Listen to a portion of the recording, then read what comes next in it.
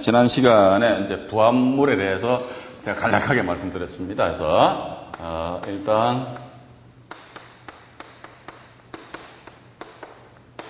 부합물이 이건 뭐냐, 이게 붙어 있는 거다, 그렇게 보시면 됩니다. 동산과 부동산이 붙어 있어가지고 이거를 띄는 게 불가능하거나 이랬을 경우는 뭐다, 원 상태대로 그대로 해가지고 특정인의 한 사람 앞으로 소유권을 기속시켜버린다는 거. 그래서 일단 부합물 내지 종물, 이건 뭐다, 이게 부합물의 종물은 뭐다, 이게 결국은 이런 물건이 경매로 나왔을 경우는 이 부합물 종물은 등기 안 된 거라고 말씀드렸잖아요, 그죠? 등기는 안 됐는데 실체상으로 있다. 근데 이건 누가 낙찰자의 소유로 된다는 거. 그런데 이게 봐가지고 이 부합물이나 종물이 아닌 뭐다, 이 따로의 하나의 어떤 독립성을 띠는 독립물이다. 이때는 뭐다, 이게 법정지상권이라는 문제가 대두가 될 수 있다, 이런 말씀 드렸거든요. 자, 그럼 이번 시간에는 실제 그 경매 사례를 한번 보고 제가 말씀드릴게요. 그래서 이제 서울 동부지방법원 6개 사건입니다. 사건 번호가 2004 타경 만 668호 사건입니다. 668호 사건인데, 이것도 자료를 여러분들 한번 보십시오. 자료를 보시게 되면은, 물건지가 광진구 중곡동에 소재하는 이제 다가구 주택이 있거든요. 다가구 주택인데, 밑에 주소난, 맨 좌측에 주소난이 있지 않습니까? 주소난 바로 옆에 보시면은 우측에 면적난이 있습니다. 면적난 해가지고, 대지가 54평, 건물이 밑에 1층, 2층, 3층, 지층, 옥탑도 있는 것 같아요. 그죠? 옥탑도 있고, 옥탑 바로 밑에 보니까 제시외 건물 이렇게 나와 있지 않습니까? 제시외 건물 이렇게 나와 있습니다. 경매외, 입찰외와 제시외는 틀린 겁니다. 그러니까 입찰외 또는 경매외 이런 게 있습니다. 이건 뭐지? 그러니까 경매 대상물에서 포함 안 된 걸 말하는 겁니다. 또 이제 이 말씀 드리니까 제가 생각이 나는데, 판례 하나가 지상에 건물이 있었더래요. 근데 땅에만 저당권이 설정됐는데 이 지상의 건물까지도 포함해가지고 이 건물은 등기가 안 돼 있었는데 법원에서 이 건물까지도 포함해가지고 이제 경매로 이제 경매시장에 내어놨던 것 같습니다. 그런데 이 지상의 건물은 말이죠, 토지에 부합 안 됩니다. 그러니까 뭐다, 이게 땅 따로 건물 따로 이렇게 놓는단 말이에요. 그 뭐다, 이게 현재 경매 물건은 뭐지, 땅만이 경매다. 그러면 이런 경우 분명히 지상에 건물이 있다. 그럼 입찰 외 지상 2층 건물 이렇게 표시되어 있습니다. 입찰 외 경매, 그러니까 입찰 외에서 제외된다는 거, 경매 외에서. 이건 제시 외와는 여러분들 좀 구분하셔야 됩니다. 그러니까 제시 외는 뭐지? 등기는 안 돼 있다. 이게 등기는 안 됐는데 현실적으로 뚝 버티고 앉아 있다더라. 자, 이렇게 보시니까 제시 외 해가지고 밑에 1층 보일러실 나와 있죠. 제가 제시 외다 하니까 부합물이다, 종물이다 이런 말씀 드리면서, 이것은 대법원 판례에 의하면 저희가 다 뭘 가지고 기준한다더라. 그러니까 면적을 가지고 많이 따지는 그런 경향들이 있다, 이런 말씀 제가 들었습니다, 지난 시간에. 자, 보니까 1층 보일러실이 몇 평입니까? 2.6평방미터니까 0.79평이네. 이게 한 평도 안 되네, 그죠? 3층에 보니까 다용도실, 다용도실 이런 것은 아마 이 등기 면적에 포함이 안 되는 것 같습니다. 8.5평방미터니까 2.57평입니다. 지층에도 또 다용도실이 있네, 그죠? 이건 몇 평? 1.06평. 옥탑에 주방 외 해서 1.63평. 옥탑에 다용도실 1.45평. 이 보니까 전부 다 1평, 2평 이렇게 난단 말이죠. 그러면 실질적으로 이게 주된 건물이란 말이죠. 주된 건물인데, 여기 보니까 예를 들어 1층에 보일러실 하니까 보일러실 요만큼 있는 것 같아요. 요만큼, 그죠? 이게 보일러실입니다. 3층에 다용도실이라고 요 옆에 다용도실 막 있는 거죠, 이게. 또 지층에 있는데, 지층에도 다용도실이 막 또 이게 이제 다용도실은 이제 제시가 되어 있어요. 이게 아마 등기는 안 되는 것 같아요. 등기는 안 되는 현실적으로 나타났다는 거죠. 또 옥탑에 보니까, 옥탑에 있는데, 주방 외 해가지고 한 1점 몇 평 이렇게 쫙 나와요. 이 물건은 옥탑, 등기는 일부 되어 있습니다. 3.62평 되는데, 옥탑에 또 다용도실도 이만큼 해가지고 이게 전부 다 제시외랍니다. 이거 누가 평가하지? 그러니까 감정평가사가 평가하는 모양입니다. 자, 그러면은, 제가 지난 시간에도 말씀드렸습니다만 이게 붙어 있는 거거든요. 이 등기는 안 돼 있다. 등기는 안 되는데 그러면 안 돼 있기 때문에 전소에다 야 이건 등기 안 돼 있고 하기 때문에 이게 내 거야 해서 뛰어간다. 이게 현실적으로 분할이 가능합니까? 분할이 불가능하잖아요. 분할이 불가능하다 그러면 어떻게 이거 전체를 하나의 일체로 해가지고 특정인 낙찰자 앞으로 소유권을 귀속시켜 버린다. 그러니까 여러분들은 딱 보시가 제시외에 하면 제시외 되어 있구나. 그러면 보니까 면적이 보니까 이거 뭐 0. 몇 평밖에 안 돼. 이거 전부 뭐 이거 누구 거 낙찰자 거 일단 그렇게 보시면서 비록 제시외 해가지고 이게 제시외는 뭐다? 이거 등기가 안 돼 있다. 이거 등기가 안 돼 있다 손치더라도 이것은 등기는 안 돼 있음에도 불구하고 현실적으로 존재하기 때문에 감정평가서는 이것은 뭐다 이게? 경매 가격에 포함시켜서 평가를 합니다. 평가를 한다 해가지고 면적난 좌측에 보시면 주소난이 있지 않습니까? 주소난 밑으로 쭉 내려오시다 보면 감정평가의 난이 있습니다. 해가지고 대지 나오죠. 대지 얼마, 건물 얼마 이렇게 나오잖아요. 그 바로 밑에 뭐로 나오십니까? 제시 이렇게 이게 제시외입니다. 제시외 건물에 제가 조금 전에 말씀드렸던 거 1층 보일러실, 3층 다용도실, 지층에 다용도실 다 포함한 제시외 건물의 감정 가격이 형식상입니다. 의례적인 것인데 감정 가격이 얼마든지 313만 8천원. 요것이 제시외 부분의 평가 금액이더라. 이것도 평가돼 버렸어요. 그러고 나서 대지 건물을 하니까 이게 전체로 해가지고 감정 가격이 뭐 한 5억 정도 형성이 되었다. 일단 그렇게 여러분들이 이해를 하셔야 될 것 같아요. 항상 이렇게 보십시오.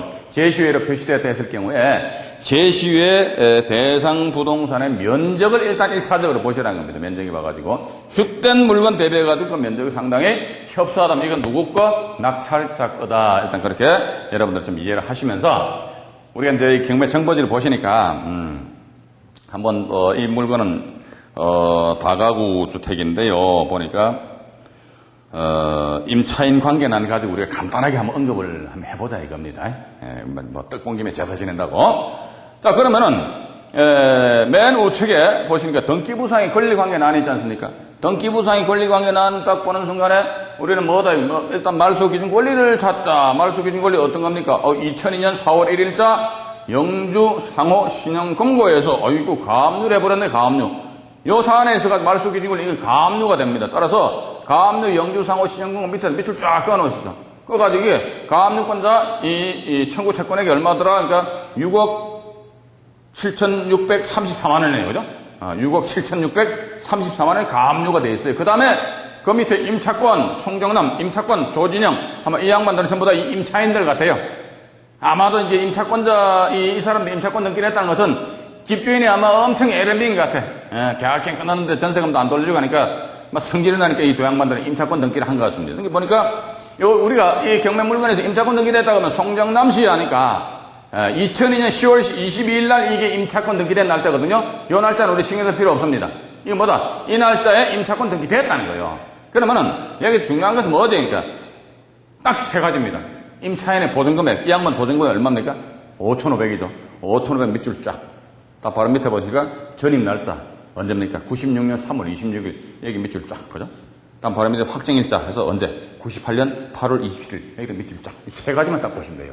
그러니까 임차권 등기된 날짜는 아무런 의미가 없어요. 의미가 없고 그 임차권 등기한 그 임차인의 보증금액과 전입 날짜와 확정일자 유무 이 세 가지만 우리가 이제 확인하시면 된다는 거예요. 그러니까 보증금액, 전입 날짜, 확정일자, 받은 날짜 요것만 여러분들이 확인하시자. 또 밑에 바로 밑에 임차권자에서 조진영 씨도 보니까 2003년 10월 15일자로 해서 임차권 등기했대. 이거 아무런 의미가 없어요. 단지 이 날짜에 등기부등본에 흔적을 남겼다는 그런 것에 불과하고 보증금 얼마? 4천만 원. 전입 날짜인데 2002년 2월 달. 확정일자인데 2002년 1월 18일 날. 이렇게 되어 있거든요. 자, 그러면 참고로 임차인 조진형 씨의 확정일자에 의한 우선 변제권. 임차인 조진형 씨의 확정일자에 의한 우선 변제권은 언제 발생되겠습니까?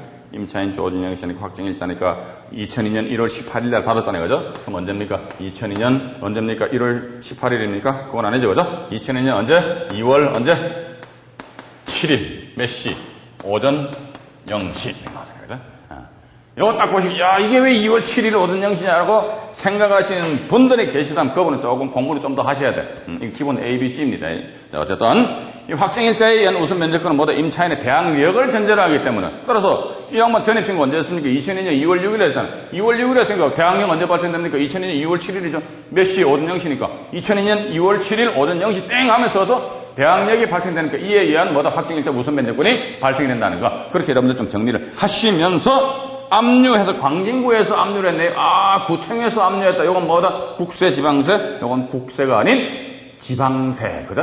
예, 구청이나 군청, 시청 등에서 압류를 했다. 요건 지방세. 그럼 어디? 세무서에서 압류했네. 이거 뭡니까? 국세. 이런 식으로 여러분들이 좀 구분하시기 바라고. 바로 밑에 보니까 강제해서 송정남 씨가 강제경비 신청했다는 겁니다. 이 보십시오. 바로 위에 보시니까 송정남 씨 이 양반 임차권 등기했잖아요. 그죠? 임차권 등기했는데도 불구하고 또 보증금 안 돌려주니까 송정남 씨 엄청 아마 열받은 것 같아요. 그래서 아마 임차권 등기 가지고 강제경비 안 되거든요. 그러면 임차권 등기는 송정남 씨는 언제 했습니까? 2002년 10월 22일 날 임차권 등기했잖아요. 그럼에도 불구하고 보증금을 안 돌려주네. 이러다 보니까 강제경매가 언제? 2004년 7월 12일 날 강제경매 돼버렸잖아요. 야, 한 2년 가까이 애를 매겼던 것 같아요. 그죠? 그러니까 2004년 7월 12일 날 이 사람이 강제경매 신청을 하기 앞서가지고 어떻게? 소유자를 상대로 보증금 반환 청구 소송에 의한 판결문으로 강제경매 신청을 하였다 하더라. 뭐, 그 정도만 여러분들이 이해를 하시면 될 것 같아요. 자, 그럼 여기서 일단 말소 기준권이 어떤 거냐 보니까 2002년 4월 1일자 가압류가 이게 말소 기준권이라는 것 같아요. 2000년 4월 1일자. 근데 보니까 이 물건은 제가 이런 물건은 여러분들 딱 보시면서 이렇게 생각하셔야 됩니다. 딱 보는 순간에 이거는 경매로 끝까지 갈 수밖에 없는 물건이다. 어? 경매로 끝까지 갈 수밖에 없는 물건이다. 이렇게 보셔야 돼요. 왜냐 그러니까 가압류가 설정됐는데 가압류 청구 채권액이 얼마입니까? 6억 7천만 원 가까이 되잖아요. 6억 7천만 원. 어? 6억 7천만 원 가까이 된다더라. 가압류가 설정된 상태에서 아마 강제경매 신청을 하는 송정남 씨는 이 사람도 강제경매 신청할 수밖에 없어. 왜냐? 이게 제대로 이 가압류에 이게 말소가 되지 않는 이상은 6억 7천만 원짜리 가압류가 되어 있다고 이거 중개업소 방 내면 방 빠지겠습니까? 안 빠지겠 방 안 빠지거든. 방 안 빠진 상태에서 집주인이 자력이 없다 이거지. 에? 임차인한테 보증금 반환해줄 돈이 없다 하면 어떡해? 그럼 임차인이 최후의 수단 내지 방법으로서 소송에 의한 판결문으로 이걸 빚잔치 하는 수밖에 없다. 딱 여러분들 경매 물건 보시는 순간, 야, 이거 봐라. 이거 빚잔치 하는 물건인가? 이거 딱 보셔야 돼요. 아, 이거 빚잔치 하는 물건이라 그때는 마음 놓고 들어가야 되는 거예요. 네, 그렇게 보시면서. 근데 가압류가 2002년 4월 1일 이게 말소기준 권리란 말이죠. 근데 그거보다 먼저 보니까 바로 좌측에 임차내역란 보시니까 임차인들 박정호 인수입니다. 인수되는 임차인들한테 동그라미를 딱 표시하십시오. 송정남 이 사람도 인수요. 손해자도 인수요. 최성자도 인수, 맞죠? 2001년 5월 19일에 전입신고했으니까. 그 다음에 조진형도 인수요. 이정훈도 인수요. 와, 보니까 임차인들 하나, 둘, 셋, 넷, 다섯, 여섯. 전체 유남교시에서 7명 중에서, 임차인 7명 중에서 하나, 둘, 셋, 넷, 다섯, 6명. 6명이 말소 기준 권리보다 먼저 압수한데, 야, 인수 아주 좋은 물건이다. 한 사람에서 유남교시가 2002년 10월 14일 날 전입신고 돼 있잖아요. 그죠? 전입신고 돼 있고, 뭐, 이거보다 참 대단히 안타깝게도 이 양반도 이쪽에 포함되면 참 좋아요. 근데 임차인 전체 7명 중에서 6명만이 이거보다 먼저 돼 있고, 나중에 이 사람 혼자 돼 있다. 그럼 일단 좋습니다. 이렇게 임차인 6명이 낙찰자한테 대항을 할 수가 있다. 왜? 전입신고 빠르기 때문에. 이랬을 경우는 이 사람들 과연 얼마를 배당받을 것인가 하니까 이 대당표 작성 이런 부분에 대해서 말이죠. 우리가 주택 및 상가 임대차 분석 강의를 한 때가 있습니다. 제가. 거기서 배당표 작성하는 데서는 최우선 면적, 우선 면적 막 따졌어요. 그런데 요 사안 같은 경우 최우선 면적, 우선 면적 따질 필요가 없어. 왜? 그러니까 어떤 이 6명이 보면 전부 다 가압류권자보다도 먼저 전입신고하고 확정일자는 먼저 다 받아버렸어요. 받아놨기 때문에 이 사람들 간에 있어가지고는 1등, 2등 순위가 있을 수 있는데 전체를 놓고 봤을 때는 이 물건이 얼마에 낙찰됐습니까? 4억 2천만 원에 낙찰됐잖아요. 그죠? 예. 경매가 진행 내역란 보십시오. 2005년 3월 14일 달에 해가지고 얼마에 낙찰됐습니까? 4억 2천 20만 원에 낙찰됐단 말이죠. 4억 2천 20만 원, 4억 2천만 원이 예를 들어 뭐 배당할 금액이 물론 이제 경매 비용 한 3, 400만 원 빠져나갑니다. 그런데 여기서 임차인 6명의 보증금액을 여러분들 다 한번 합계를 해보십시오. 그러니까 박정호 씨 같은 경우는 96년 2월 21일 날 전입신고하고요. 96년 2월 28일 날 1차 확정 이렇게 되어 있죠. 그 다음에 2004년 5월 1일 날. 그러니까 2004년 가압류가 된 그 이후에 2004년 5월 1일 날 2차 확정을 한 것 같아요. 이게 뭐냐 그러니까 1차 확정, 2차 확정이 뭐다 이게 계약기간 중에 보증금 증액한 겁니다. 자 그러면은 박정호 씨 같은 경우는 분명히 말소기준권리보다도 먼저 전입신고되어 있어요. 낙찰자한테 대항을 할 수가 있습니다. 그러면 낙찰자는 이 양반 보증금을 최대 100% 다 인수를 해야 돼. 자 그런데 이 사람이 언제 2004년 5월 1일이니까 말소기준권리 이후에 보증금액을 증액했거든요. 얼마 증액했습니까? 최초 보증금을 3,500이었는데 가압류 설정된 그 이후에 참 이 양반도 마음 참 착한 사람 같아. 가압류가 6억 7천과 7억 가까이 설정되어 있다면 집주인이 보증금 증액해 주려고 하면 쓸데없는 소리 하지 말아라. 그러지 말고 내 보증금 빼줘라. 큰 소리 실수했는데 또 불구하고 이 박정호 씨는 가압류 설정된 그 이후에 보증금액을 그래도 그나마 다행이네요. 100만 원만 증액했어. 그러니까 처음에 이 양반 계약할 때 3,500이었는데 가압류 설정된 그 이후에 보증금 100만 원 더 증액해서 3,600만 원이 현재 보증금액이 있다. 그런데 낙찰자 입장에선 이 박정호 씨에 대한 보증금 인수는 얼마? 최대 3,500까지만 하면 됩니다. 그러니까 말소기준권리 이전의 보증금액에 국한해서 낙찰자가 인수를 하는 것이지 배악력 있는 임차인이라 해가지고 말소기준권리 이후에 보증금 증액한 이 부분까지도 낙찰자가 인수하는 것은 아니란 말이에요. 그죠? 그렇기 때문에 박정호 씨는 얼마? 3,500이다. 그럼 이걸 가지고 4억 2천만 원 배당인데 박정호 3,500, 송정범 5,500. 여러분 나중에 여기 보시고 한번 쭉 계산해 보십시오. 손해자 씨가 얼마? 3,600. 최승자 씨 4,000. 이게 최우선 면제, 우선 면제 따질 필요 없어요. 이런 경우는. 딱 보셔가지고 여러분들이 배당표를 작성하시면서 가지고 최우선 면제, 우선 면제를 따질 필요가 있으면 그때 따져야 되는데 이런 거 전혀 따질 필요가 없단 말이지. 왜 따질 필요가 없느냐? 라고 생각하시는 분 또 이제 공부 좀 더 하셔야 됩니다. 어쩔 수 없어요. 조진영 씨 이것도 4천. 이정훈 씨 보니까 이야 1,800 해가지고 이 금액 전부 다 합치게 되면요 얼마 나면 2억 2,400이 됩니다. 낙찰 금액 4억 2천이잖아요. 그죠? 4억 2천 보면 2억 2천이니까 이 정도 배당을 해주고도 약 한 2억 정도 나와버리네. 그럼 이 6명 임차인들 뭐다? 전부 다 낙찰자한테 대항을 할 수가 있는데 이 사람들 뭐다? 단 박정호 씨 같은 경우는 3,600인데 3,500만 원 배당 받잖아요. 그죠? 이 사람도 나중에 징징이는 어떻게 100만 원 줘봐 내가 보내버리자겠지. 물론 이제 끝까지 따져가지고 너는 말이지 말소기준권리 이후에 보증금액을 정액했기 때문에 정액한 건 내가 안 물어줘. 라고 이게 법대로 따질 수도 있는데 제 사견으로는 큰 금액이 아니라면은 얼른 내보내가지고 빨리빨리 회전시키는 것이 상책이더라. 저는 그렇게 생각합니다. 그러면 어쨌든 이 사안에 있어가지고 말소기준권리보다도 먼저 전입신고한 임차인 6명은 한 사람 100만 원은 일단 배당 일차에서 못 받아간다 손치더라도 이거 전부 다 자기 보증금 다 받아간단 말이죠. 그럼 이 사람 윤감교 씨는 어떻게?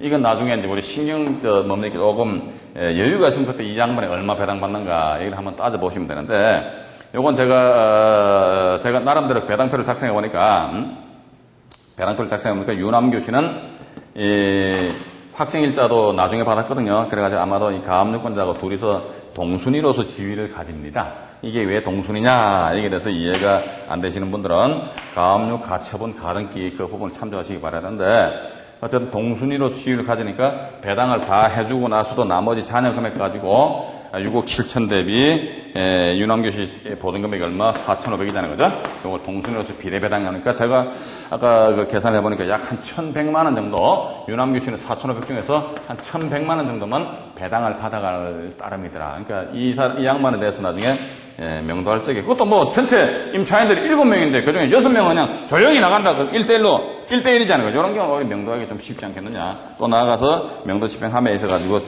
징징거린다고 어떻게 이사비용 1, 2억 정도 주어가지고 내보내는 쪽으로 제발 여러분들 앞으로 명도 집행하실 적에 싸움하지 마시고요. 조용조용하게 진행을 하심이 좋지 않겠느냐 하는 그런 생각을 가지게 됩니다. 참고로 이 물건지는 광진구 중곡동인데요. 대지 면적이 50내평인데 한 4억 2천 정도의 낙찰을 받았다고 하면 이 물건도 제가 볼 적에는 그렇게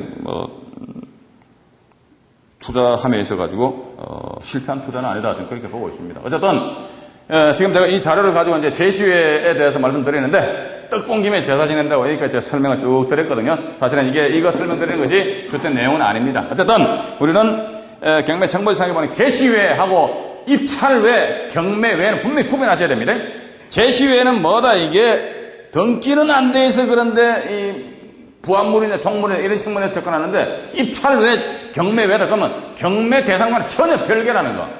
그런 측면에 여러분들이 구분하시면서 제시외 해서 면적이 협소하다면 그냥 들어가서 낙찰을 받으셔도 큰 무리가 없고, 요거 하나만 제가 더 말씀을 드리고, 요건 이제 이 사례인데, 이 사례는 이제 이것도 동부 일개 사건입니다. 2003 타경 19,156호 사건이에요.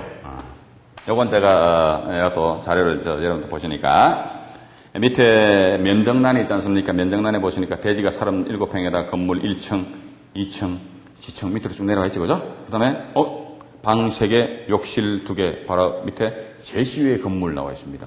제시외 건물에서 옥탑 주택, 그 다음에 옥탑 보일러, 1층 발코니 다용도실, 2층 발코니 다용도실 이렇게 나와 있잖아요, 그죠?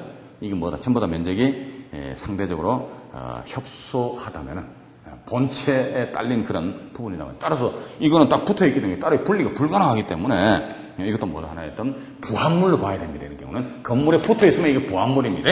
이거 동그란 딱 치시가 이거 부합물이다. 부합물이면 누구 거? 내 거. 나아가서 여기 좌측으로 가보시니까 감정평가액에도 보니까 대지 얼마, 건물 얼마는 그 밑에 제시, 요게 제시외 건물에 대해서 평가한 것입니다. 제시외에서 이거 얼마? 850만 원 정도 평가가 되어 있거든요. 평가가 되어 있다.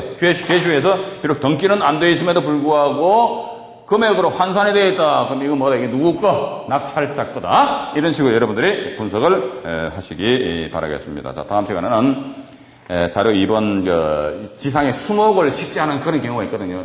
따라서 이게 근원에 의해서 식재했냐 아니면 근원 없이 나무 심은 사람 지 마음대로 심었냐 이런 부분에 대해서 제가 말씀을 드리도록 하겠습니다. 감사합니다.